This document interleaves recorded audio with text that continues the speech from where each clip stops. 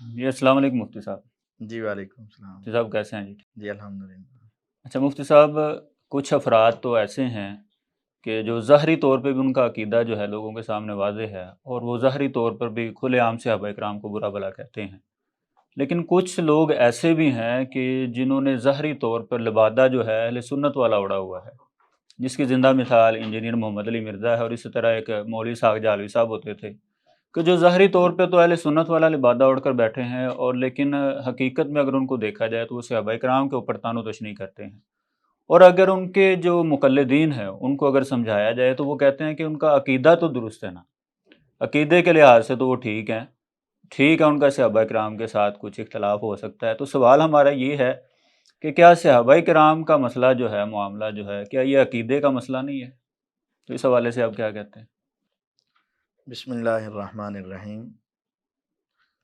پہلی بات یہ ہے کہ عقیدے کے عنوان پر جو بڑی بڑی کتابیں یا ائمہ و محدثین کی سلف کی جو کتابیں یا رسالے ہیں، تقریباً ان تمام کتابوں میں جہاں اللہ تعالیٰ کی، رسول اللہ صلی اللہ علیہ وسلم کی صفات معاملات کا ذکر عقیدے میں آیا ہے، وہیں صحابہ کا تذکرہ بھی انہوں نے کیا ہے۔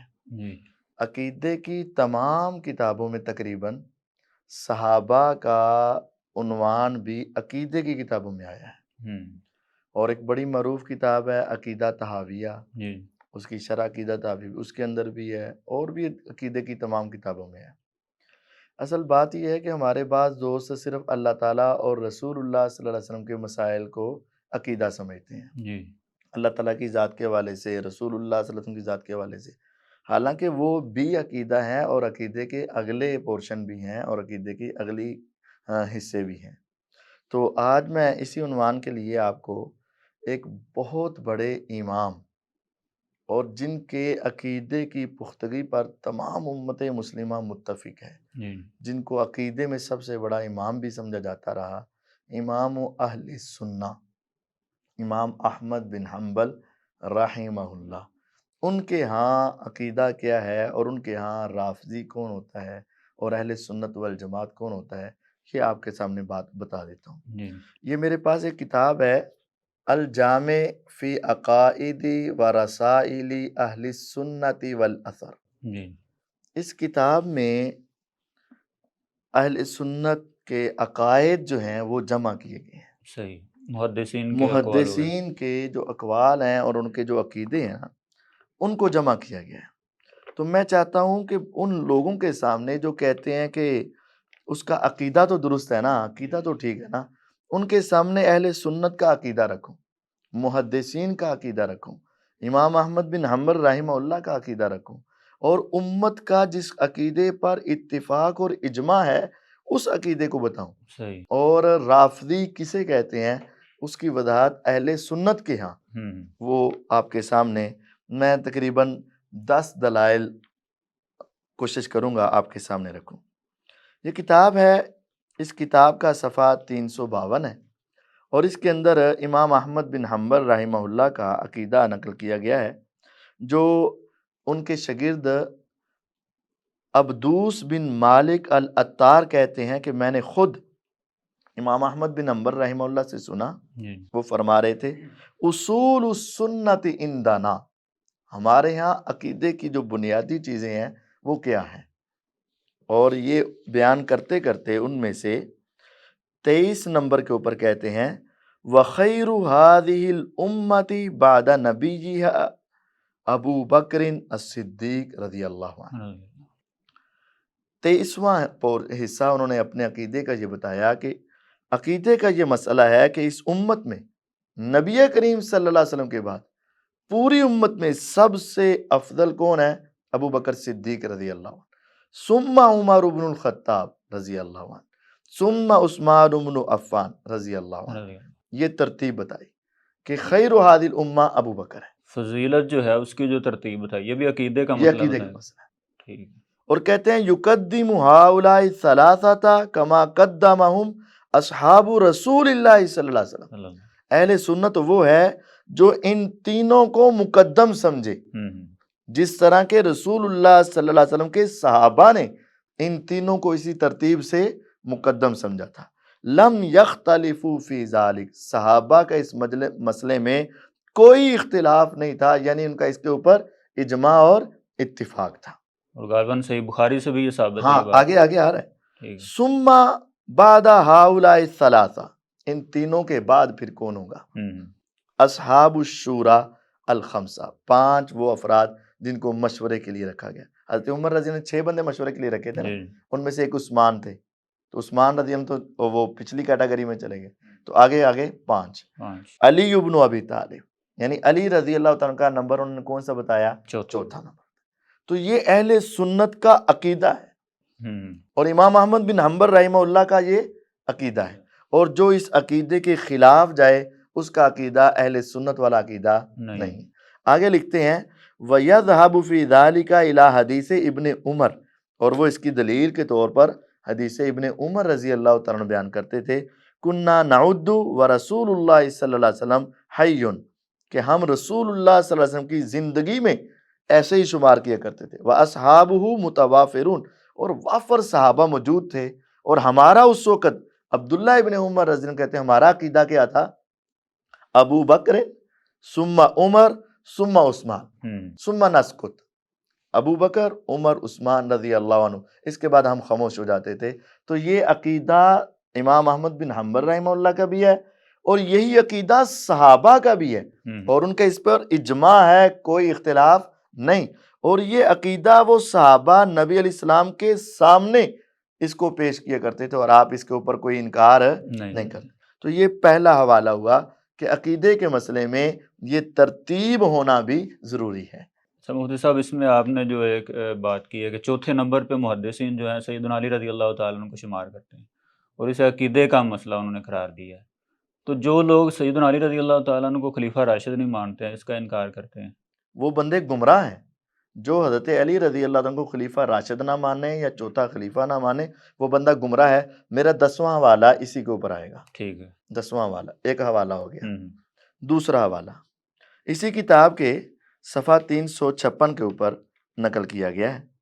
اسی کو آگے چلاتے ہوئے جو میں نے پہلے آپ کو 23 نمبر بتایا تھا، پھر اس کو آگے چلتے ہوئے جب 42 نمبر پر پہنچے تو انہوں نے کہا وَمَنِ انْتَقَصَ أَحَدًا من اصحاب رسول اللہ صلی اللہ علیہ وسلم، یاد رکھنا جس نے بھی کسی ایک صحابی رسول کی تنقیص کی، جی کسی ایک میں معاویہ بھی آئیں گے رضی اللہ عنہ، مغیرہ بن شعبہ رضی اللہ عنہ بھی آئیں گے، عمر بن عاص رضی اللہ تعالیٰ عنہ بھی آئیں گے، دوسرے بھی آئیں گے، جس نے کسی ایک صحابی کی تنقیص کی، او ابغضہ، یا کسی ایک صحابی سے بغض رکھا، دوسرے لفظوں میں کہیں کہ دل تے پتھر رکھ کے رضی اللہ عنہ کہنا، کسی ایک صحابی سے بغض رکھا، لحادث کان منہ، اس صحابی کے کسی عمل کی وجہ سے، اس کے کسی غلطی کی وجہ سے، اگر کسی نے اس صحابی سے کیا رکھا؟ بغض رکھا، اس کے کسی معاملے کی وجہ سے کوئی خطا ہو گئی یا کوئی معاملہ ہو گیا، اگر کسی کے دل میں ان کے بارے میں بغض آیا، او ذکر مساویہ، یا ان کی غلطیاں ذکر کرنا شروع کر دی، جس نے تینوں باتیں کسی صحابی کی تنقیص کی، یا اس کے ساتھ بغض رکھا، یا ان کی غلطیوں کو برائیوں کو اچھالتا رہا، کانا مبتدعن، اہل سنت کا اور امام احمد بن حنبل رحمہ اللہ کا عقیدہ ہے کہ وہ بندہ بدعتی ہے، حتی یترحم علیہم جمیعا، جب تک وہ تمام صحابہ پر کلمہ خیر کلمہ رحمت نہیں کہتا تو اس وقت تک وہ بدعتی ہے۔ یہاں ذہن میں آئے گا مرزا صاحب بھی تو کہتے ہی ہیں، تو ساری چیزیں انہوں میں پائی جاتی ہیں، لیکن اگلا جملہ وَيَكُونَ قَلْبُهُ لَهُمْ سَلِيمًا، رضی اللہ عنہ کہنا ہے تو کس وقت کہنا ہے کہ جب دل سے کہیں، دل کے اندر کیا ہو؟ سلامتی ہو۔ مرزا صاحب کہہ تو دیتے ہیں مغیرہ بن شعبہ رضی اللہ عنہ، لیکن سلامتی نہیں ہوتی، دل پر کیا ہوتا ہے؟ پتھر۔ جب تک دل پر پتھر رکھ کے کہیں گے اور ان کا دل صاف نہیں ہوگا، امام احمد بن حنبل رحمہ اللہ کے ہاں یہ بندہ کیا شمار ہوگا؟ بدعتی انسان شمار ہوگا۔ بلکہ یہ تو مرزا صاحب تو یہ بھی کہتے ہیں نا، ان کے اسٹوڈنٹ نے سوال کیا تھا تو یہ کہتے تھے کہ اگر حضرت علی رضی اللہ تعالیٰ عنہ کی محبت کی وجہ سے کسی صحابی کی نفرت آ جائے دل میں تو ٹینشن لینے کی ضرورت نہیں ہے۔ یہ بات بھی انہوں نے کہی ہوئی ہے۔ انا للہ و انا الیہ راجعون۔ علی رضی اللہ کی محبت کی وجہ سے کسی صحابی کی نفرت آ ہی نہیں سکتی۔ اگر وہ محبت ایسی ہے جس کی وجہ سے صحابہ کی نفرت ہے تو وہ محبت میں غلو ہے۔ علی رضی اللہ تعالیٰ کی وجہ سے دو گروہ ہلاک ہونے ہیں، محبت میں غلو کرنا والا، وہ یہی ہے کہ ان کی محبت میں آ کر کسی صحابی کے بارے میں کیا آ جائے، نفرت، تو یہ محبت میں غلو ہے۔ صحیح۔ تو یہ بھی ہلاکت اور بربادی کی نشانی ہے، نہ کہ کوئی ٹینشن نہیں۔ اب تیسرا حوالہ یہ ہے کہ جب اس کتاب کا صفحہ 362 ہے، ایک محدث تھے جو امام ابو داود رحمہ اللہ کے استاد ہیں، مسدد بن مسرحد۔ امام ابو داود رحمہ اللہ کے استاد ہیں مسدد بن مسرحد، بہت بڑے محدث تھے، امام ابو داود کے استاد تھے۔ ان کو ان کے علاقے میں رافضیوں کا، معتزلہ کا، مرجیہ کا مسائل کافی زیادہ پیش آ گئے، تو ان کا عقیدہ سمجھنا تھا کہ ان کے عقائد کیا ہیں۔ کہتے ہیں کہ لما اشکل علی مسدد بن مسرحد امر الفتنہ، جب مسدد بن مسرحد محدث کو رحمہ اللہ کو فتنے کے معاملے مشکل سے پیش آئے تو انہوں نے لکھا پھر خط امام احمد بن حنبل رحمہ اللہ کو کہ مجھے معتزلہ کا بتائیں، رافضیوں کا بتائیں، رافضی کسے کہتے ہیں، اور خلق قرآن، مرجیہ وغیرہ کے بارے میں مجھے بتائیں تاکہ میں اس عقیدے سے باز آ جاؤں، اس عقیدے سے دور رہوں، تاکہ میں اس عقیدے سے دور رہوں اور لوگوں کو بتاؤں کہ یہ گمراہیاں کیا ہیں۔ تو امام احمد بن حنبل رحمہ اللہ نے اس محدث کی طرف جو خط لکھا، اس کے اندر جو 16 نمبر پوائنٹ تھا، اس کے اندر لکھتے ہیں وَأَمَّا الرَّافِضَةُ، اگر تم نے روافظ کی نشانی پوچھنی ہے تو وہ کیا ہے، فَقَدْ أَجْمَعَ مَنْ أَدْرَكْنَا مِنْ أَهْلِ الْعِلْمِ أَنَّهُمْ قَالُوا، ہمارے معاشرے کے، ہمارے علاقے کے جو رافضی ہیں ان کا نظریہ کیا ہے، وہ کہتے ہیں ان علی بن ابی طالب افضل من ابی بکر الصدیق رضی اللہ عنہما۔ امام احمد بن حنبل رحمہ اللہ، امام مسدد بن مسرحد جو امام ابو داود رحمہ اللہ کے استاد ہیں، ان کو کہتے ہیں کہ ہمارے دور کے رافضی وہ ہیں جو کہتے ہیں کہ علی رضی اللہ عنہ ابو بکر رضی اللہ عنہ سے افضل ہے۔ وَإِنَّ اسلام علی رضی اللہ عنہ کان اقدم من اسلام ابی بکرن، کہ اور علی رضی اللہ تعالیٰ عنہ کا اسلام ابو بکر رضی اللہ عنہ سے پہلے تھا۔ اب یہ دو باتیں امام احمد بن حنبل رحمہ اللہ عقیدے کی سمجھا رہے ہیں، رافضیوں کا عقیدہ بتا رہے ہیں کہ ان کے عقیدے میں ہے کہ ابو بکر رضی اللہ عنہ نیچے ہیں اور علی رضی اللہ عنہ کی فضیلت زیادہ ہے۔ ان کا عقیدہ ہے کہ حضرت ابو بکر رضی اللہ عنہ بعد میں مسلمان ہوئے اور علی رضی اللہ عنہ پہلے۔ تو یہ دونوں باتیں ہی مرزا صاحب کے سامنے رکھیں تو پورا آئینہ اس کے اندر ایک طرف رافضی لکھیں اور ایک طرف یہ کریں تو مرزا صاحب اس کے اندر پورے فٹ آ جائیں۔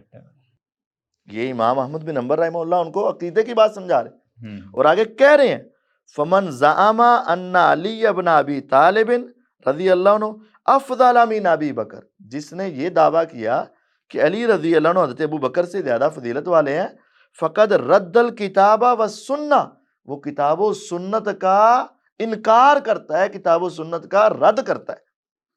یعنی یہ عقیدہ رکھنا کہ علی رضی اللہ عنہ حضرت ابو بکر رضی اللہ عنہ سے افضل ہے، یہ کتاب و سنت کا انکار ہے اور یہ روافظ کا عقیدہ ہے۔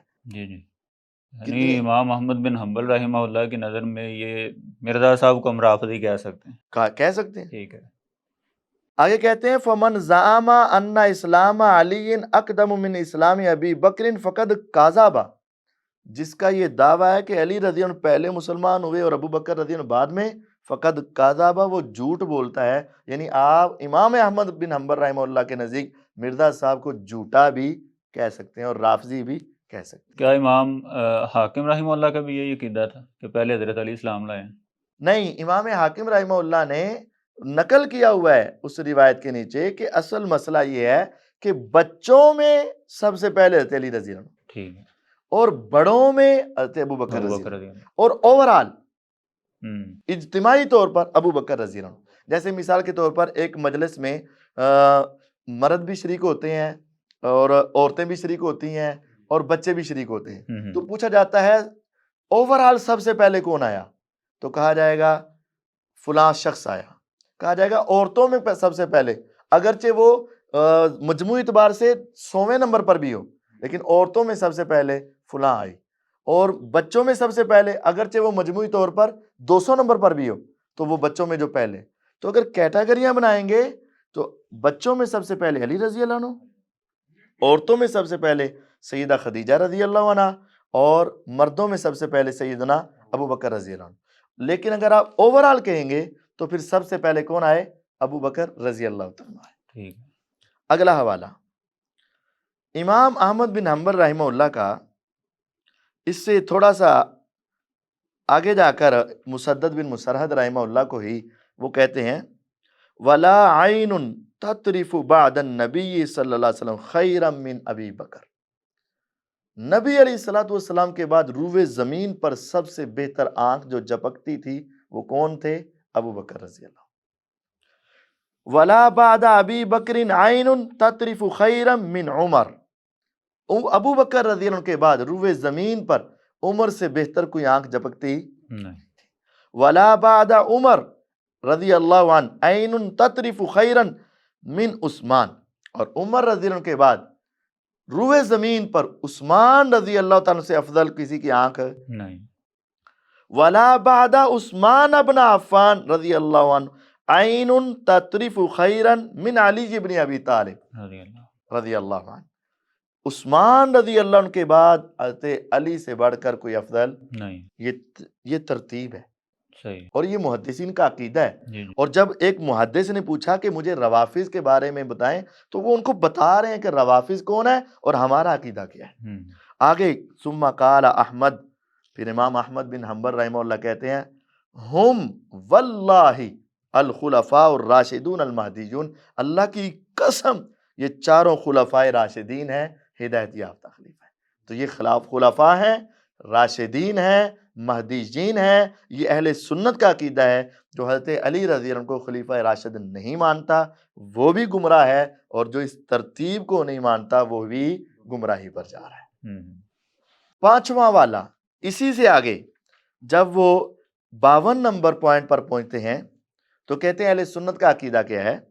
وَالْكَفُّ عن مساوی اصحاب رسول اللہ صلی اللہ علیہ وسلم تحدثوا بفضائلہم وامسکوا اما شجر بینہم. کہتے ہیں رسول اللہ صلی اللہ علیہ وسلم کے صحابہ کے برائیاں یا ان کی غلطیاں، ان کے بارے میں رک جانا، خاموش ہو جانا، یہ اہل سنت کا عقیدہ ہے. پھر اس کی آگے وضاحت کرتے ہیں تحدثوا بفضائلہم، صحابہ کے فضائل ذکر کرو، وَأَمْسِكُوا أَمَّا شَجَرَ بَيْنَهُمْ، اور ان کے آپس کے اختلافات کو آگے بیان نہ کرو. یہ اہل سنت کا عقیدہ ہے. لیکن یہاں پہ سوال یہ پیدا ہوتا ہے، مرزا صاحب بھی اکثر یہ بات کرتے ہیں کہ پھر محدثین نے اپنی کتابوں میں کیوں لکھا ہے یہ؟ ہاں، یہ بڑا ویلڈ سوال ہے کہ اگر آپ کہہ رہے ہو کہ ان کی غلطیاں بیان نہ کرو تو محدثین نے اپنی کتابوں میں کیوں لکھا ہے؟ جی. اس کا بہترین جواب یہ ہے کہ محدثین نے اپنی کتابوں میں جس انداز میں لکھا ہے مرزا صاحب اس انداز میں پیش نہیں کرتے. محدثین نے اپنی کتابوں میں ان سے جو مسائل اخذ کیے ہیں مرزا صاحب وہ مسائل اخذ نہیں کرتے.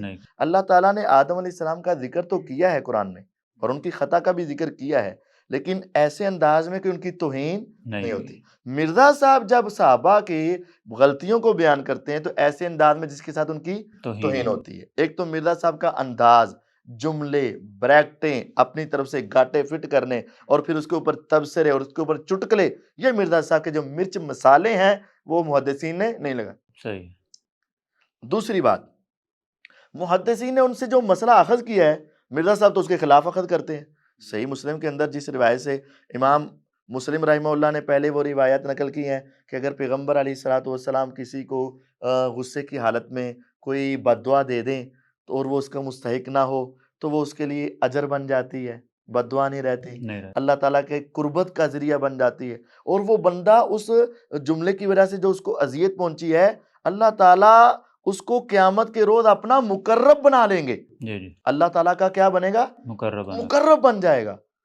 تو اس کے بعد یہ 5-6 روایتیں نقل کرنے کے بعد امام مسلم رحمہ اللہ نے وہ روایت نقل کی کہ معاویہ رضی اللہ عنہ کو بلایا گیا اور کہا وہ کھانا کھا رہے ہیں تو کہا اللہ اس کا پیٹ نہ بھرے. تو امام مسلم رحمہ اللہ تو یہ سمجھ رہے تھے کہ یہ تو بد دعا ان کے حق میں کیا بن گئی؟ دعا بن گئی. اس بد دعا کی وجہ سے جو ان کو تکلیف ہوئی، اللہ کا کرم مل جائے گا ان کو.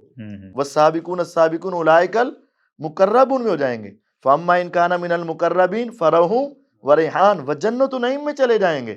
اور امام مسلم رحمہ اللہ تو یہ سمجھ رہے تھے، لیکن مرزا صاحب نے اس کو نکال کر کہہ دیا کہ اللہ اس کا پیٹ نہ بھرے، تو اس کا پیٹ بڑا ہو گیا، بیٹھ کے خطبہ دینا شروع کر دیا اور یہ ان کے لیے بد دعا بنا دی. محدثین نے جس معنی میں لیا ہے مرزا صاحب اس معنی میں نہیں لیتے ہیں. یہ رکنا جو ہے ان کا ایسے انداز میں اختلاف بیان کرنا کہ جس کی وجہ سے ان کی توہین لازم ہو، یہ غلط ہے. اور اس کے اوپر بھی امام نووی رحمہ اللہ نے جو عنوان قائم کیا ہے پڑھ لینا جا کے، اور مرزا صاحب کیا کہہ رہے ہیں وہ پڑھ لینا. تو بہرحال ان کی ایسے انداز میں خطا بیان کرنا جس سے ان کی توہین ہو، یہ درست نہیں ہے. چھٹا حوالہ، اور یہ بڑا اہم حوالہ ہے، یہ امام احمد بن حنبل رحمہ اللہ نے ایک بہت بڑے امام حسن بن اسماعیل رحمہ اللہ کو یہ بات کہی. حسن بن اسماعیل کہتے ہیں قال علی احمد بن حنبل، مجھے امام احمد بن حنبل نے کہا، امام اہل سنہ، جو امام اہل سنت ہے، محدثین کے بھی امام، امام بخاری کے بھی استاد ہے. امام احمد بن حنبل امام بخاری کے بھی استاد ہے. والصابر تحت المحنہ، اور جو ان کے اوپر آزمائشیں آئیں ان کے اوپر ثابت قدم رہنے والے صابر ہیں. انہوں نے کہا اجمعون 90 رجلا من التابعین. امام احمد بن حنبل رحمہ اللہ کہتے ہیں 90 تابعین کا اجماع ہے. وَأَئِمَّةِ المسلمین، اور ائمہ مسلمین کا اجماع ہے. وَأَئِمَّةِ السلف، اور سلف صالحین کا اجماع ہے. وَفُقَهَاءِ الْأَمْصَار، اور اس وقت کے تمام شہروں کے فقہاء کا اجماع ہے. 90 تابعین، علماء سلف، فقہاء امصار، ائمۃ المسلمین کا اجماع ہے علی ان السنۃ التی توفی عنہا رسول اللہ صلی اللہ علیہ وسلم، کہ وہ عقیدہ جس کے اوپر پیغمبر علیہ السلام اس دنیا سے گئے، جو عقیدہ پیچھے چھوڑ کر گئے، وہ سنت کیا ہے. اس سنت کو بیان کرتے ہیں. تو اس کے 13 نمبر پوائنٹ میں کہتے ہیں وَالْكَفُّ أَمَّا شَجَرَ بَيْنَ أَصْحَابِ رسول اللہ صلی اللہ علیہ وسلم. رسول اللہ صلی اللہ علیہ وسلم کے صحابہ کے درمیان جو اختلافات ہوئے ہیں ان سے زبان بند کر لو، رک جاؤ. ایسے طریقے سے مت بیان کرو جس سے بعض صحابہ کی محبت بڑھ جائے اور بعض کی نفرت پیدا ہو جائے. ایسے طریقے سے بیان نہیں کرنا. اور آگے لکھتے ہیں وَأَفْضَلُ النَّاسِ بعد رسول اللہ صلی اللہ علیہ وسلم ابو بکر. رسول اللہ صلی اللہ علیہ وسلم کے بعد پوری امت میں سب سے افضل کون ہے؟ ابو بکر. وعمر وعثمان وعلی ابن ام رسول اللہ صلی اللہ علیہ وسلم. پھر عمر، پھر عثمان، پھر علی رضی اللہ عنہ، جو رسول اللہ صلی اللہ علیہ وسلم کے چچا کے بیٹے ہیں. یہ انہوں نے. اور 15 نمبر پوائنٹ وَالتَّرَحُّمُ عَلَى جَمِيعِ أَصْحَابِ رسول اللہ صلی اللہ علیہ وسلم. یہ عقیدہ ہے کہ تمام اصحاب رسول صلی اللہ علیہ وسلم کے اوپر کلمہ رحمت کہنا ہے. وَعَلَىٰ أَوْلَادِهِ، اور ان کی اولادوں پر. وَأَزْوَاجِهِ وَأَصْحَارِهِ، اور رسول اللہ صلی اللہ علیہ وسلم کی اولاد پر بھی کلمہ رحمت کہنا ہے. وَأَزْوَاجِهِ، اور حضور کی ساری بیویوں کے بارے میں کلمہ رحمت کہنا ہے. وَأَصْحَارِهِ، اور حضور کے سسرال کے بارے میں، حضور کے سسرال. اب سسرال میں ابو سفیان رضی اللہ عنہ، معاویہ رضی اللہ عنہ، ان کے بارے میں دل سے کلمہ رحمت کہنا، یہ عقیدے کا مسئلہ ہے. اور آگے کیا کہتے ہیں فَهَذِهِ السُّنَّةُ، یہ عقیدہ ہے. الزموها، لوگوں اس سنت سے چمٹ جاؤ. تسلمو، تم سلامت رہو گے. اخذوها ہدن، اس عقیدے کو پکڑ لینا ہدایت ہے. وترکوها ضلالہ، اور اس کو چھوڑ دینا گمراہی ہے. جو اس عقیدے پر ہے کہ یہ ترتیب بھی مانے اور اپنی زبان بند بھی رکھے، سب کے لیے کلمہ رحمت بھی کہے، تو یہ سنت ہے. جزاک اللہ مفتی صاحب، ماشاءاللہ آپ نے بڑے ہی اچھے انداز میں آج ہمارے سامنے امام احمد بن حنبل کا جو عقیدہ ہے وہ واضح کیا ہے، اور امام صاحب کے وہ اقوال مفتی صاحب نے آپ کی خدمت میں پیش کیے ہیں کہ جن کی بنیاد پر امام صاحب نے عقیدہ سمجھاتے ہوئے روافض کی نشاندہی کی ہے. ان کا نظریہ جو ہے آپ کے سامنے بیان کیا ہے، اور امت کا اجماعی عقیدہ امام احمد بن حنبل رحمہ اللہ نے سمجھایا ہے کہ جو بھی صحابہ کرام کے متعلق کسی قسم کی تان طعن و تشنیع کرے گا یا ان کی تنقیص کرنے کی کوشش کرے گا، تو امت کا اجماعی عقیدہ ہے، امام احمد بن حنبل رحمہ اللہ کا عقیدہ ہے کہ ایسا شخص جو ہے بدعتی ہے اور روافض کے اندر اس کا شمار کیا جائے گا۔ تو ہم مفتی صاحب سے گزارش کرتے ہیں کہ آئندہ ایپیسوڈ میں بھی ہمارے سامنے محدثین کا اسی حوالے سے عقیدہ جو ہے آپ کے سامنے پیش کریں۔ تو آج ہمیں اجازت دیجیے، انشاءاللہ نیکسٹ ایپیسوڈ میں ہم دیگر محدثین کے اقوال جو ہیں آپ کی خدمت میں پیش کریں گے۔ والسلام علیکم ورحمۃ اللہ وبرکاتہ۔